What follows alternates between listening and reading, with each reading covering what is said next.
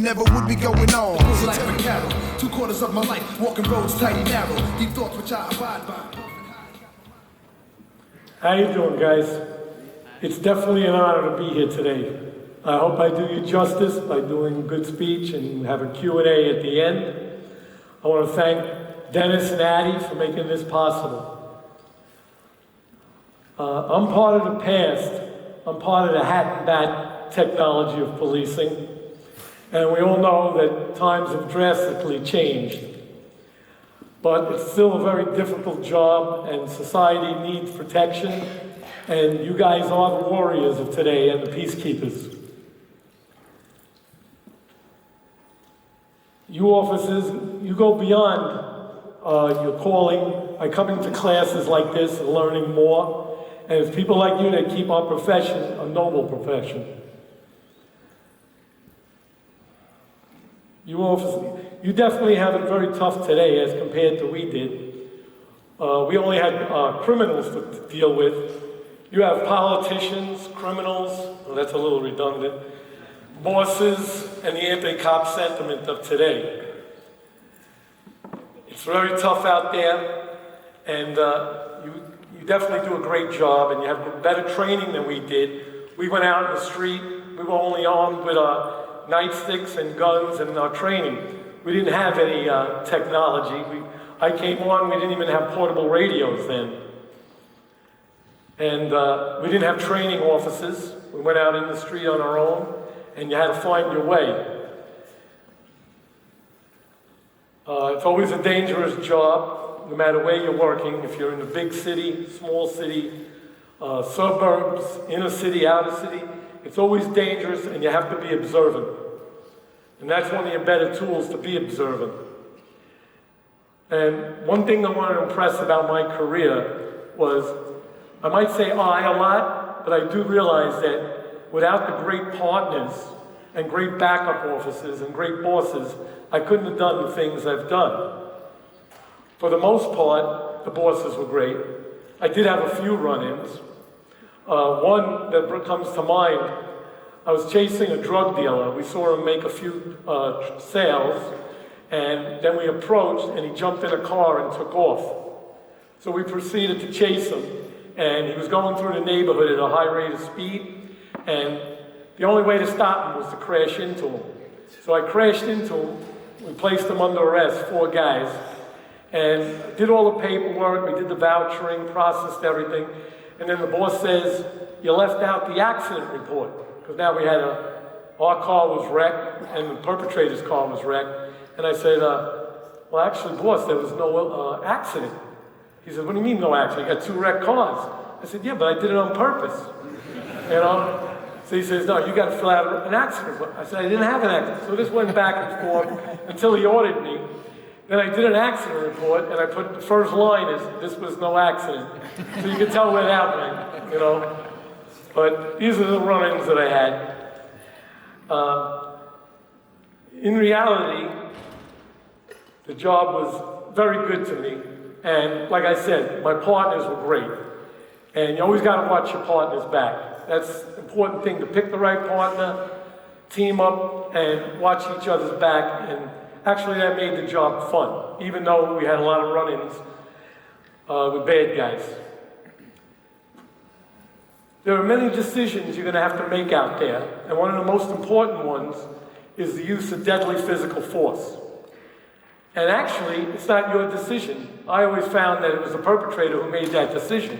If he decided to fight us or, shoot it out with us, he made the decision that I had to use physical force.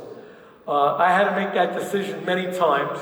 I was in 15 shootings, 13 with people, and 2 times I had to shoot dogs that were sent to attack me. But in the 13 shootouts with people, I had to shoot 8 guys, killing 4 of them. So I was batting .500, which wasn't too bad. But obviously, that's a decision you have to live your whole life with, And it's usually made in a second, but like I said, the perpetrator makes that decision. And we were always taught that the police overcome. You got to make that decision and live with it, but it's things that have to be done. I never had a problem with it. And I always slept well after because I felt I saved my own life or my partner's or a civilian. I always felt I came out victorious. And it's hard to know how you're going to react until you're in that situation. But you don't know. You know, shooting at paper is much different. The paper's not shooting back at you. And you test your mettle when it does occur. And you never know when it's going to occur. And only one time I knew I was going to shoot somebody. And I made the decision before he took an action. And the story was, this guy was holding his common-law wife hostage with 2 children. But the wife and 1 child managed to escape. So we were called to the scene, and it was a hostage situation. We didn't have hostage negotiation or emergency service at the time. So it was patrol officers. And I was in uniform. I was sort of new. And he was holding this little girl at knife point. And he had a knife to her. And she was about 7 years old, very cute, long hair. And I said, if this guy does something, I'm going to shoot. And we had a tense standoff. And then all of a sudden, out of nowhere, and I had my gun pointed at him, my finger on the trigger, and out of nowhere, he cut this girl's arm off, right in front of me. And she obviously died. But I went to kill him, and within that second, the split second, and my brain was telling my finger to pull that trigger, he cut his own head off with that knife. It was a huge butcher knife that was very sharp, and he just cut his head off, and I didn't get to shoot him. But that was the only time I decided I was going to shoot someone. The other times it was so quick, I was responding from my training. My first shooting, I was home in my house, actually. I was working out, listening to music, and I got a call from my girlfriend that said 2 guys were harassing her and her mother, and they threw her mother to the floor. I was about 2 miles away, and I jumped into my car, and I responded to the scene, and these 2 guys were leaving. They were in a moving truck, which we later found out they were drunk, because there were a lot of bottles of vodka on the floor. And they left, and I pulled them over. I chased the truck, pulled them over, and I ordered them out of the truck at gunpoint. And they both came out with tire irons. I told them, drop the weapons. They didn't listen. And I gave them a lot of space. I kept backing up, and they kept approaching me. So they came right on me, and I didn't fire. This was my first shooting, so I hesitated, I guess. So the first guy swung at my head, and I blocked it with my gun hand, and he broke my hand, but I didn't drop the gun. But I pushed him back to see where the other guy was, and he came up behind me and hit me over the head. And my eyes just filled with blood. And I turned around, because I thought I pushed the first guy back far enough, turned around, and my gun got stuck in something, so I thought it was his body. So I fired, and I put 4 holes in him with 1 bullet. I shot him, pressed against his neck, and the bullet went in, came out his neck, went in his shoulder, came out his shoulder. So he went down, then I turned around, and the other guy was just about to hit me again. And just then the police officers respond and caught the guy's hand in motion. And the doctor said that would have crushed my skull in, because I already had a bad fracture already, and my hand was broken. We all wound up going into the same hospital because it happened to take place right outside the hospital. So we all wound up in the hospital, and I had a fractured skull and a broken hand. I left in a turban and a cast, and they were both admitted. And the shooter got a few years because he was like 16 years old, and he got a few years, and the other guy got a couple of years. But I hesitated, and that's what caused me to get these injuries. Right? Let's see. Another time, I was off duty, right? And I was on a motorcycle. I was down in New York City. And I was with my girlfriend at the time. And I had to meet my brother out in Queens, which is another borough of New York City, if you're not familiar with the city. So we were heading out there from Manhattan. And we were running ahead of schedule when we were supposed to meet him. So we pulled over on the East River Drive, and there's like emergency parking there. I was on a motorcycle, so I pulled over, and we climbed over the fence, and we found a bench. We were just sitting there and making out, And I see these 4 guys come up around me. And I tell the girl I'm with, listen, if anything happens, just hit the floor. So I was wearing a belly band at the time. In that time when you rode a motorcycle, it was easy to carry 38 there, right? So I told her, hit the floor, and I started watching these guys. And they came around me, they looked me over, and I was wearing a tank top, and I had motorcycle boots on, I was well built, I was young, had a Harley. And they looked me over, and they seemed to walk away. So I said, I'm gonna keep an eye on you, right? They walked about 75 feet away, and I see them approach 4 people at the bottom of this walkway bridge that goes parallel with the highway, and you get to the top, and you make a left, and you go walkway over the highway. So I go up to these people after they left them, and they went up the rampway, right? I said, I'm a police officer. What just happened? What'd they say to you? They start crying and say, they just robbed us at gunpoint, took all our money and jewelry. So now I go up the ramp screaming police, and they just left 2 more people at the top of the ramp. And I approached them, and they said, they robbed us, right? So now I got 6 victims, and I got these 4 guys running across the highway, this walkway that's over the highway, and it's very narrow. It's only about maybe 3-4 feet wide. So I start chasing, and they turn around and start pegging shots at me. So I open up on them, right? And they have a waiting car at the end of the ramp. They get in the car, and I'm chasing the car on foot. And they got stuck in a light, and I'm catching up to them. But then the light changes, and the car goes north. I jump into a yellow cab. And the guy sees me with the tattoos, all sweated up, a gun in my hand, and he thinks I'm robbing the cab. He's not listening to what I'm saying, and he throws his money in the back, and the car gets away. Meanwhile, the girl I'm with calls 911, she describes me, and the police respond and everything. I have to go into the precinct, and I get interviewed by the duty captain, and I tell him the whole story, and he's looking at me like I'm nuts. You know, I think I shot a guy. I did fire, they fired on me, there's 6 victims. Meanwhile, I'm the only one telling the story. And he starts questioning about different things, where I work and all this. And he says, well, how many shootings you been in? And at that time, I've been in about 9 or 10.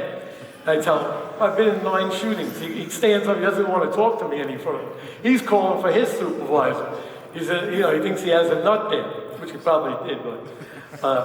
So I'm walking out after all this, and and it's 2 hours later. Just as I'm walking out of the precinct, the people start coming in and go, oh, that's the guy they shot at. That's the police officer who returned fire. And we had to start all over again. But what I'm saying is basically, you never know when something's going to happen, and you got to be observant of what's going on around you. The point is that you're taking violent criminals off the street. You always got to be on point. You know, I always used to go to work. I always thought it was like an adventure, not a job. And I took it very seriously. I always went to work well-fed, well-rested, and usually pumped from a workout before I went. And one night, and just to show you how you always got to be on point, even at the end of your tour, when you think it's finished, we were working a 6-2 tour one night, and a couple of guys had to go home early. We were 3-man teams. So 1 man each team went home, so the 4 of us decided to ride together. And we had about 15 minutes left of the tour, and we get a call that a bar is being robbed. So we pick up the call, and there's 4 of us in the car. I wasn't driving. And we pull up to the scene, and we see 7 guys coming out of a bar, and believe it or not, they're trying to pile into a Volkswagen Beetle, right? So a couple of guys get in the car, they see us screech up with the lights on, we were in an unmarked, and right away we start taking fire. They start firing at us, we return some fire, and then about 5 of them got into the car, believe it or not, and they take off. And 2 of my partners run back to the car, start chasing the car, and wound up, they caught him, they slammed into a highway post, and they wrecked the car, and they all got collared with the guns. Me and one other partner chased down a guy with a sawed-off shotgun, and we wound up catching him. And he tried to shoot us with that, but we were right on top of him, and we disarmed him, and we didn't have to shoot him in that case. But the shotgun was stolen from Chicago, and we got them for this robbery. And what the robbery was about was they thought it was a drug location, and they thought there was a deal going down. And that's why they went in with 7 guys and heavily armed. But the point is that we were right at the end of our tour, and to show you anything could happen at any time. We were like 10 minutes away from being off duty. You know, police work is always dangerous. It always was, and it always will be. It doesn't matter where you work, small town, big town, suburbs, inner city, outer city. No matter what you're doing, even if it's larceny, guns, car stops, it's dangerous. And sometimes police officers take stuff for granted, like car stops. You never know who you're going to stop. They might have just killed somebody and they're leaving. They don't know what you know. You might think you're pulling them over for a red light, and they think you're pulling them over for a murder or a robbery or a warrant. You never know, you know. So you have to be on point and never give a perpetrator a break or an inch. You know, you're taking away their freedom, and they're going to resist. They're going to resist, and they're going to be violent, and you don't want to get hurt or killed.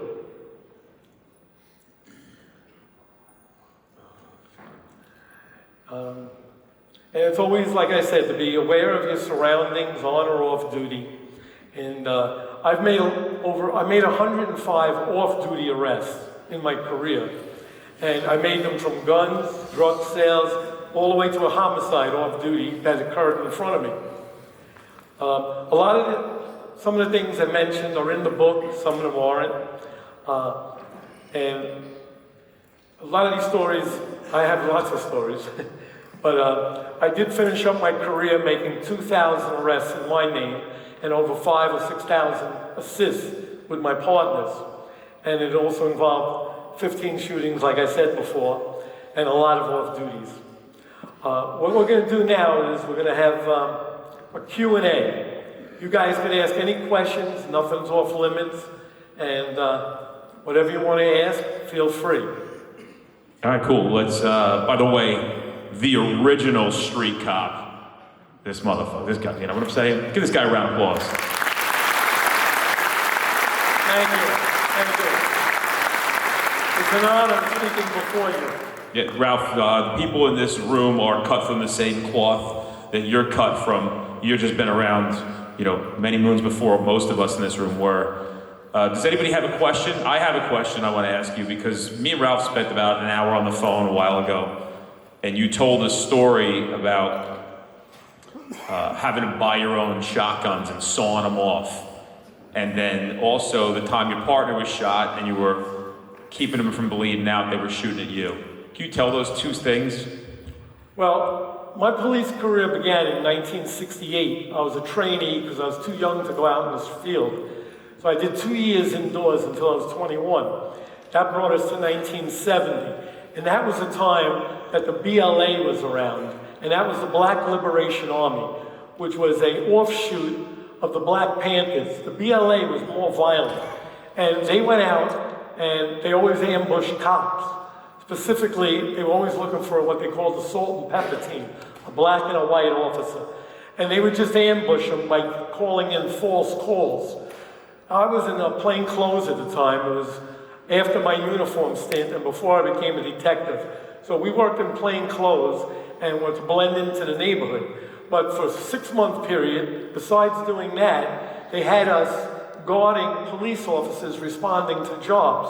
We'd follow 100 or 200 feet back, and we didn't have bulletproof vests. No one supplied them. So we went out and bought our own. We were a unit of 20 guys, anti-crime, in the 41st Precinct, which is in the South Bronx, which is known as Fort Apache, which has a reputation. So we went out and bought our own bulletproof vests, which were very heavy at the time. You really couldn't move in them. They were like 2 layers thick of Kevlar, nothing like today's that are thin and flexible, that are even better. But we bought our own, and we bought 20 shotguns. We had a sporting goods store around the corner from the precinct. We ordered 20 double-barrel breech-load shotguns.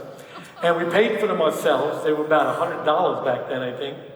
And we had them sent back to the company, Savage Arms, where they sawed them off to legal, 18 inches was legal in New York City or New York State. We had them all sawed off to 18 and a quarter. And we carried these on duty and in our cars to back up officers. And that was a dangerous time in the city because they were executing cops all the time or shooting at them. And there were things that we learned in classes that saved us on the street.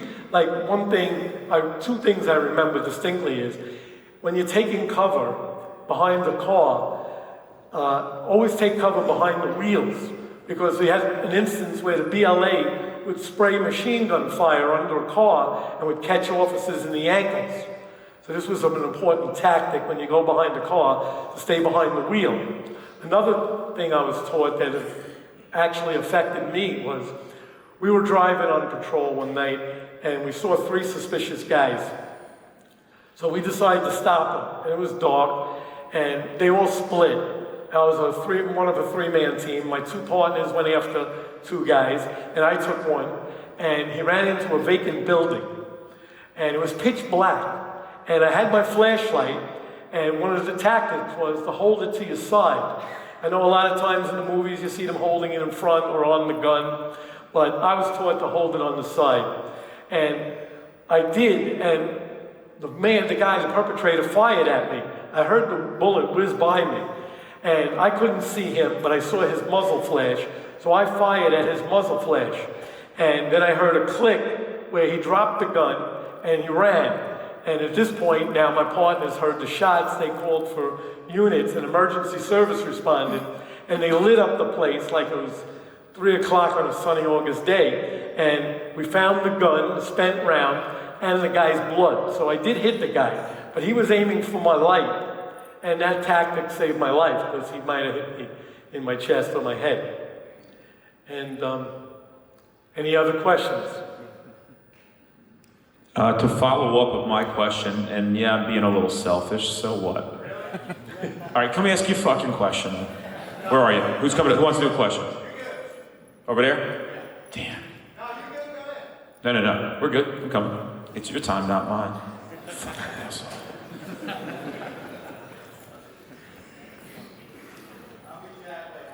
Yeah, as I'm fucking 3/4 of the way there.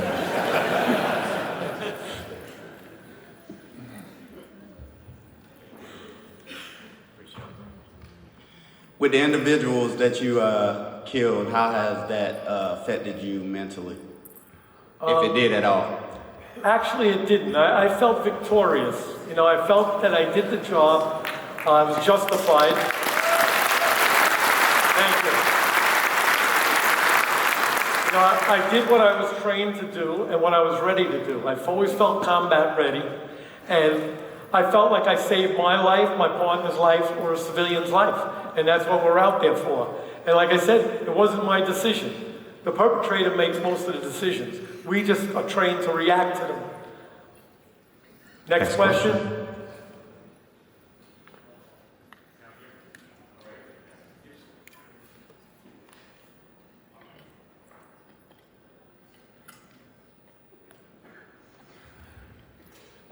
How you doing, sir? Happy you came out here. When I found out you were coming here, I read your book. A lot of the stuff that you did is a lot of stuff that we could never imagine doing. One of my favorite stories is when you're with one of your girlfriends. You were at the beach, and at this time you had a bunch of people with warrants on your wall. And you just sit there and stare at the wall all day and try to find people with warrants. You're in shorts, flip-flops, and you go over there, you find a dude with a warrant, and you're with your girlfriend. You go knock the dude out and then put him in the back of your car. That was a really funny story to me, but I would like to know what was your favorite off-duty arrest? I think that was it, actually. I was pretty sure it was the guy, you know. I was in a bathing suit at Orchard Beach in the Bronx. I had no weapon, so I really couldn't negotiate with this guy. And I was pretty cocky at the time, you know. So I went over. The guy was wanted in Brooklyn yet. And I just walked over and knocked the guy out. And, you know, a big crowd came and they called the police and the cops come and they said, I identified myself. I said, I don't have my shield enough and with me, it's in the car. I said, this guy is wanted for a burglary in Brooklyn. And they said, are you kidding me? I said, no. So we get the guy, we collar him, and 5 years later, now I'm a detective and I'm working in the North Bronx. A guy comes up to me and he says, are you Detective Friedman? I said, yeah.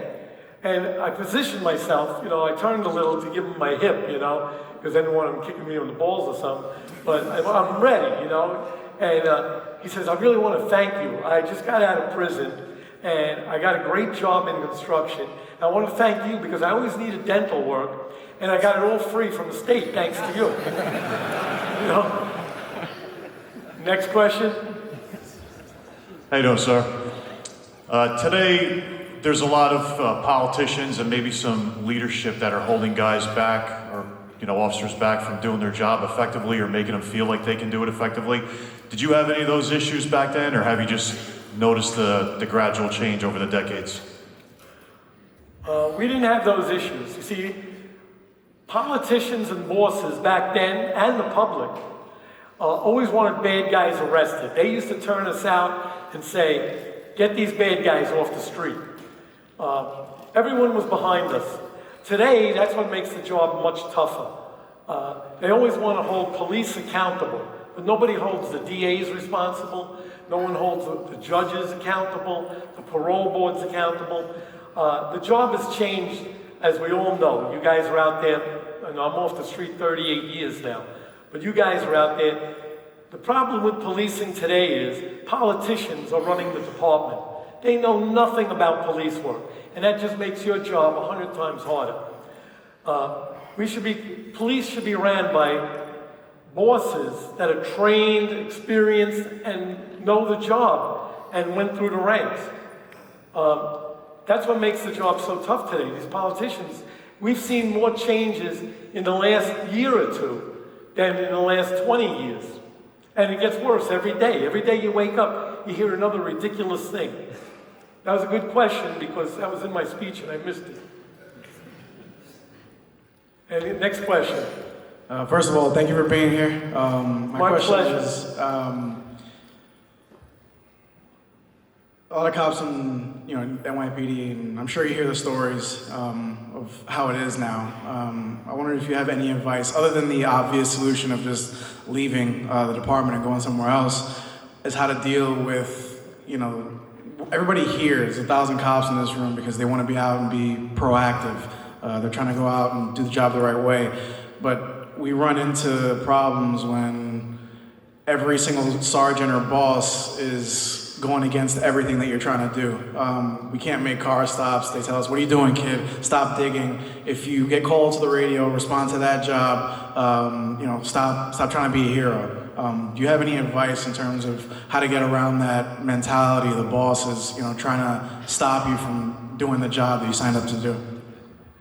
Well, the first thing, you guys are taking the first step that is most important.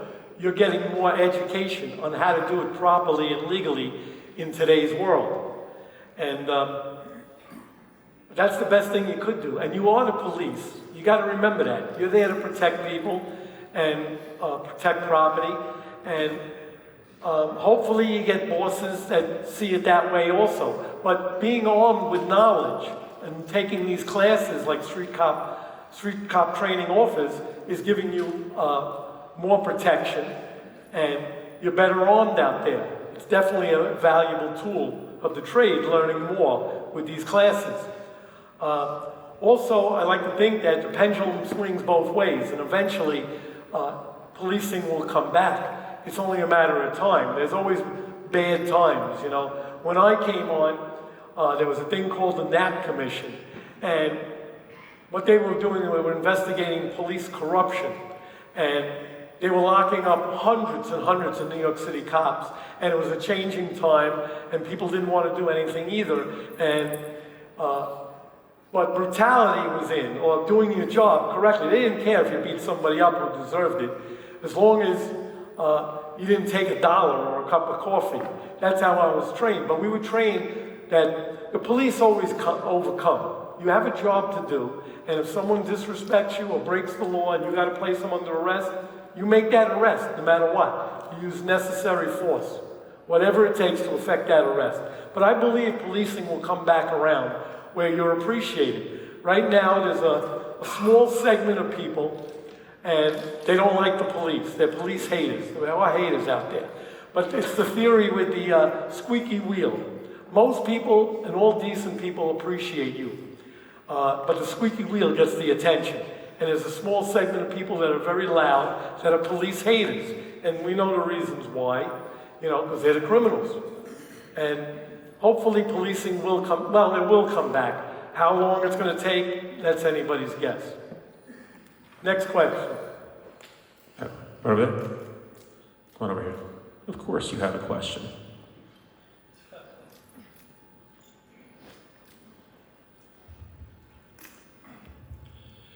For your personal life, what would be your biggest suggestion, life experience that you would share with us to help us in our off-duty life? Well, I was always into working out, which helps you physically on the job, staying fit. I always ate well, even to this day. I believe it or not, I never even drank coffee or tea. I never drank alcohol. I never smoked. I never do drugs. I kept a healthy lifestyle. I think that's a key component to the job, because you got to fight with people that are bigger than you, possibly stronger. It's definitely a good tool for the job, being physically fit, healthy lifestyle, and like I said, going to work prepared. You're doing a dangerous job. You got to be prepared for it. So I always kept physically fit. I still don't drink, smoke, or do drugs today. Next question. How about 2 more questions? Got one right here. And where's going to be the next question after him, so I know where to position myself? Thanks.